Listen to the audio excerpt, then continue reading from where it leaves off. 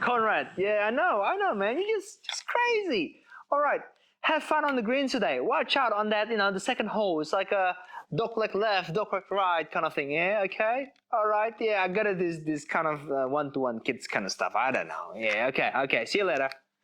Welcome to One-to-One Kids Online, hosted by a selection of really cool leaders from One-to-One Kids. Join them so you can learn about the Bible and grow in your faith. Once again, welcome to One-to-One Kids Online. Oh, hi. How you going? Yeah. I don't want gold statues of myself at the lake and 20 giants painting of me fighting a kangaroo. Yeah. You just hang on a second. Yeah, probably not. Yeah, thanks, man. Yeah, okay, see you later. Bye. Oh, how you going, kids? Good to see you. How are you living? Did you fight a kangaroo lately? Living the hard life? I bet. Anyhow, I'm not sure how much time I have for one-to-one kids, if I'm being honest. Now that I'm famous, I don't have much time for anything but parties, award shows, banquets, and the occasional tennis match with my friend Ash Barty. Oh, what can you say? If I look different, seem different, that's the point. Now, before I went viral, I was this kind of like normal man with a normal job, but now I'm famous. I'm like a celebrity and everybody knows my name. Don't believe me? I got some questions here that only famous people would know the answer to. Here we go. Number 1, how much does a kilo of steak covered in gold cost? The answer is, I don't know. My assistant paid for it all. Question 2, how many stars are on the Hollywood Stars Walk of Fame? Easy, 15,000. And finally, question number 3. What is one thing all famous people must say after entering a room? I know what this is. Oh, hello everyone, I'm famous. Look at me. You see, I told you, forget the old calf. The new calf, Kelvin Decline, is here. A few moments later. Hey, Kev. Oh, hi, Alan. Alan? My name's not Alan. You know that. It's Andy. Well, do I? I just know so many people, and it's hard to keep in track. Well, I heard about that video that went viral. Congrats. That's kind of a big deal. Oh, thanks. It's nothing really. It was just a matter of time. A matter of time? Before what? Sorry? Nothing. Just wanted to see if you're ready to go. Go? Go where? That big laser tournament that we had planned for today. You're going to come and help out and...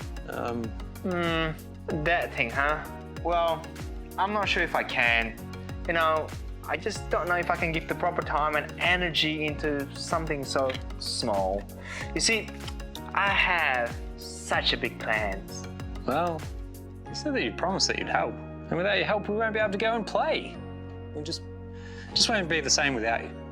Well, I understand, Alan, but the golden statues and for winning tournaments and things like that aren't gonna collect themselves, and I need to be more famous so I get more stuff and more golden statues, Oh, wow. I figured that, being friends and everything, that, this was important, but I guess not.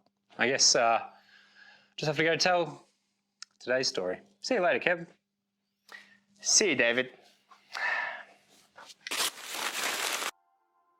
It's time for our Bible story. David was learning that being a king wasn't everything he thought it would be. God told David that he would not be the one who would get to build a famous temple for God. David's son Solomon would be. Solomon knew he couldn't build a place that was actually good enough to be God's real house. God is way too big and way too great to fit into any single place here on earth. But Solomon was so thankful to God for showing him kindness and taking care of him that he wanted to give as much as he could back. So he built. Have you ever been so happy and so thankful for a gift that you wanted to give something back to the person who gave it to you? That's how Solomon felt. So Solomon, instead of giving a gift back, gave his time, his energy, and his focus to building a special place for people to spend time with God. The temple that Solomon was building was so special that he cared about every small, tiny, little detail. What is the coolest place you have ever been to?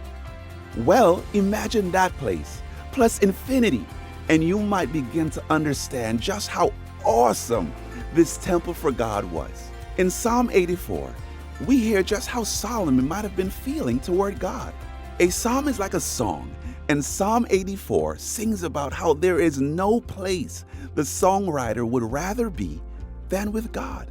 In fact, it says that one day with God is better than 1,000 days anywhere else.